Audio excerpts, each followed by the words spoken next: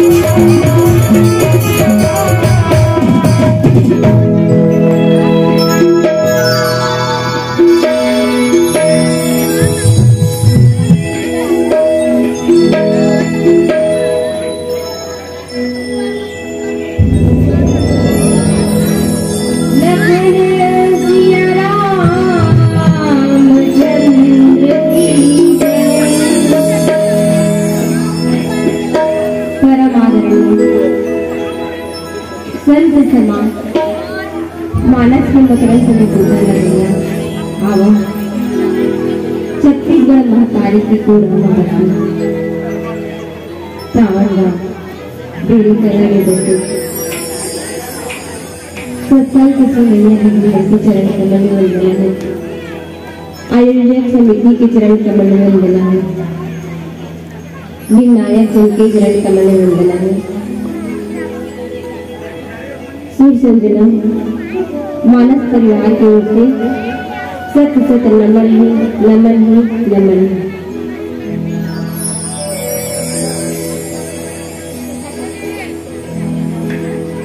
आओ भगवान की सुंदर कथा सुनते हैं। आज हम अल्लाह प्रसादी के रूप में किष्किंधा कांड दोहा क्रमांक 17 भूमि जीव संकुर रहे गए शरद ऋतु पाए सदगुरु मिले जाहु जिनी संशय भंग जाओ। ये मानस में सुंदर गोता लगाबो, गोता लगाए के प्रयास करबो। एक सुंदर गणेश वंदना देगा।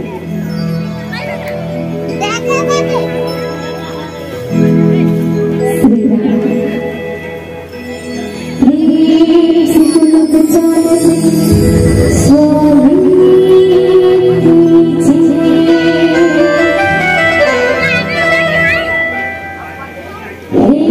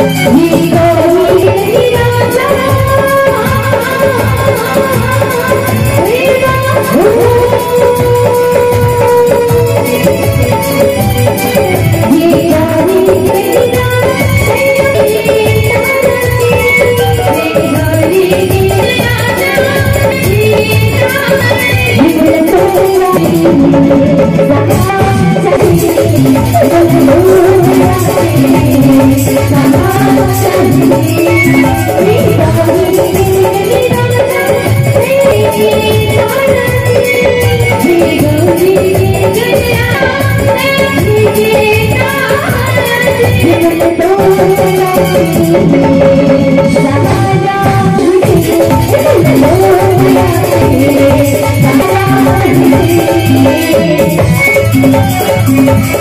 चाहे